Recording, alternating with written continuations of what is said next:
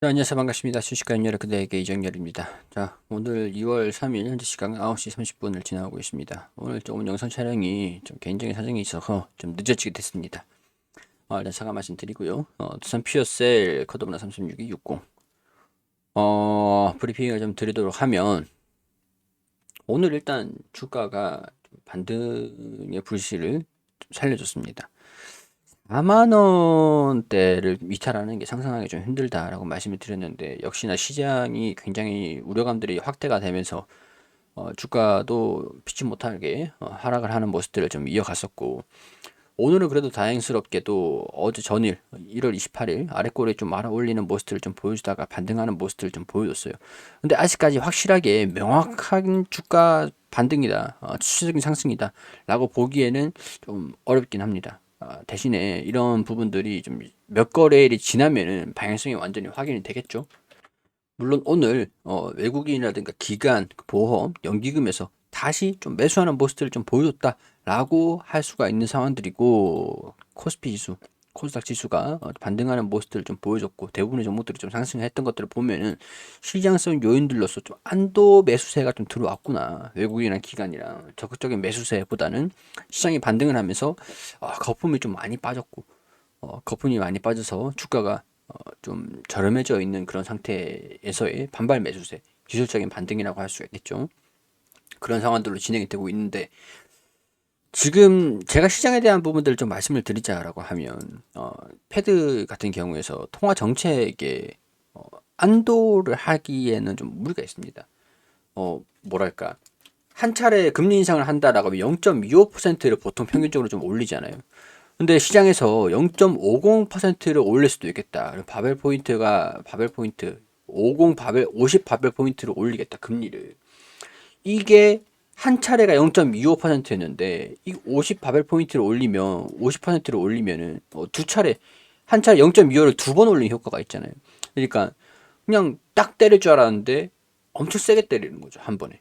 약간 그런 상황에서 통화 정책이 야 진정해 이렇게까지는 안 할 거야 이렇게 한다 그래도 반대할 거야 걱정하지 마 이렇게 할 거야 0.25%만 올릴 거야 라고 얘기를 했는데 일단은 금리 인상을 하긴 한다라는 거 좀 과도한 최악의 상황을 얘기를 하고 이거보다 좀 안도를 하게끔 만들어 놨는데 금리 통화 정책을 임상을 안 하겠다라고 얘기를 한 건 아니에요. 비둘기적인 발언을 한 건 아닙니다. 좀 이 과한 매도 흐름들 50 바벨 포인트를 인상을 시키는 것들을 반영을 하면서 주가가 다 빠지고 있는 상황들이었는데 일단은 50 바벨 포인트는 안 하고 20 바벨 포인트만 올리겠다. 25 바벨 포인트만 올리겠다라고 얘기를 했기 때문에 약간 안도를 했죠. 어, 이게 좀 긍정적인 내용들인지는 모르겠습니다만 일단 통화 정책에 대한 부분들 불안감은 계속 반영이 좀 될 거다. 3월 전까지는 그렇게 설명을 좀 드릴 수 있을 것 같아요. 더군다나 러시아나 우크라이나랑 지분 자책 리스크가 뭐 외교적으로 풀 거다라고 얘기는 나오고 있는 사안들인데 확실하게 결정이 된 건 아닙니다. 이것도 계속 지적이 되고 있는 변수로 작용이 되고 있는데 우크라이나는 러시아랑 싸우게 된다.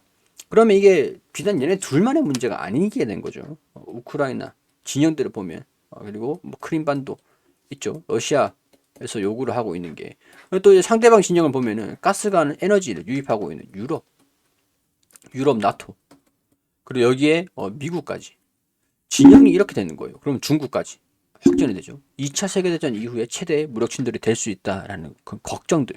그렇게 되면 우크라이나의 식료품 올라갈 거고 이 에너지를 공급하고 있는 에너지.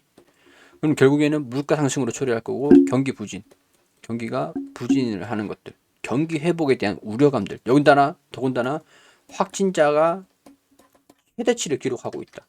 약간 이런 거기 때문에 경기 회복에 대한 의구심은 계속 유지가 되고 있고 동반이 되고 있다라고 할 수가 있습니다. 그래서 아직까지 두산 퓨어셀 같은 경우에서 물론 이제 실적 발표를 하면서 결사 실적 예고를 했죠. 2월 8일에 실적 발표를 잠정치를 발표를 하겠다라고 얘기를 한 상황들이고 리포트 같은 것들을 좀 보면 아직 뭐 실망하긴 이르다. 2022년도 올해에도 수준은 계속 이어질 것으로 보이기 때문에 어, 뭐 여전히 매수 의견들을 드릴 수 있을 것 같다라고 얘기를 하고 있는 상황들이고 컨센서스를 좀 하회는 하겠지만 중국창 수출 계약에도 불구하고 신규 수주가 상반기 공백 때문에 좀 줄어들 것이다.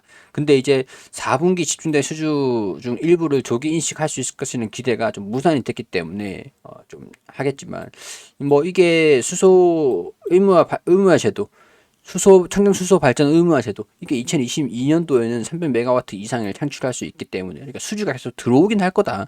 그러면 실적에 대한 실적의 영업이익, 이 공백, 수주의 공백들이 좀 있긴 있지만 점진적으로 올해도 정상화가 진행될 것이다라고 보고 있는 상황들이라서 실망하기는 좀 이르다라고 하겠지만 물론 이제 수주 인식에 대한 시차가 좀 존재하기 때문에 4분기에 대한 실적 좀 예상치보다 컨센서스보다 좀 하락을 할 수도 있겠다라고 보고 있는 상황들이고 그 이후에는 좀 성장하지 않을까.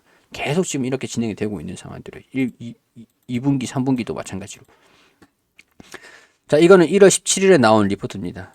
이 내용들을 좀 보면 시적 추정치를 조정을 했다. 목표주가 6만 원에서 이 목표주가를 뭐 하향을 시켰다. 6만 원으로 하향을 시켰다. 6만 8천 원에서 8천 원을 떨어뜨린 겁니다. 약간 수소 산업의 성장에 대한 기대감이 2022년도에도 유효할 것이다. 1분기까지 부진한 실적이 예상되지만 2분기 매출 인식, 수주 본격화 기대, 3월 대선 이후 수소법 통과라는 정치 모멘텀도 존재를 하기 때문에 이런 것들도 우리가 참고를 하면은 좀 전진적으로 1분기의 최악의 상황들에서 좀 이제 개선되는 모습들도 이어가지 않겠냐 보고 있는 상황들이 진행이 되고 있다.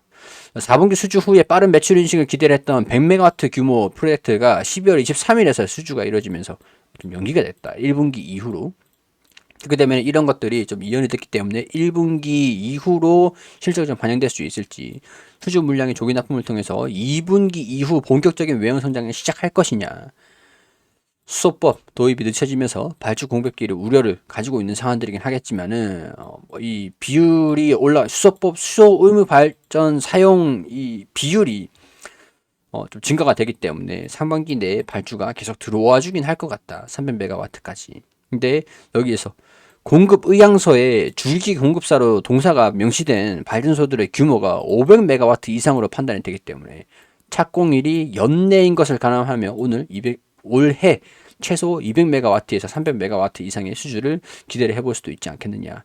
그러면 점진적으로 실적이 매출액이 2022년도 600억 원, 여기 뭐 연간 6천억 원, 9천억 원 보고 있는데 6천억 원 1조, 2023년도 1조, 그리고 2024년도 1조 2천, 1조 4천 연간 이익이 850억 원에서 1000억, 1200억 원 이렇게 좀 올라가지 않을까 보고 있다라는 겁니다. 연간으로 본격적으로 외형 성장을 하는 게 올해는 180억 원을 보고 있는 것 같아요. 올해 230억 원에서 조금 떨어졌죠. 매출액도 조금 떨어질 것이라고 보고 있는 상황들이고 450억 원. 근데 이제 2022년도 올해 180억 원에서 450억 원으로 증가된다라고 하는 게 2020년도의 영업이익의 성장성 그런 것들도 기대를 좀 해볼 수 있는 상황들이다.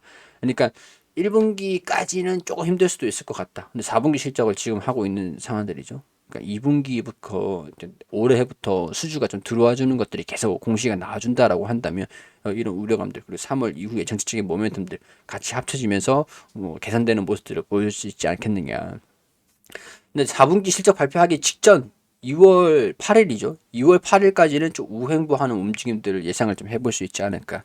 그런 생각들이 듭니다. 실적 발표를 한 이후에는 이제 수주가 또 들어오고 실적에 대한 공백 그런 것들 이제 이연된 실적들을 발표를 하는 것들이 끝났다라고 보면서 점진적으로 회복하는 것들 기대를 해보면서 주가가 우상향하는 다시 회복하는 모습들 기대를 좀 해볼 수 있지 않을까 그런 생각들이 들어요.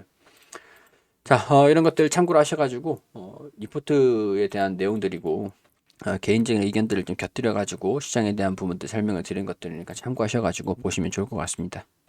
자, 구독을 하시면 여기 이 텔레그램 방에 제가 보고 있는 기사들 이렇게 쭉 올려드리고 있거든요. 오셔가지고 보실 수 있으니까 구독하시고 새로 고침하면 이 영상이 나옵니다. 보시면 들어오는 방법들 안내가 되어 있어요. 안내에 따라서 들어오시면 됩니다. 도움 됐었다면 구독과 좋아요 부탁드리도록 하고요. 저는 여기에서 마무리할 수 있도록 하겠습니다.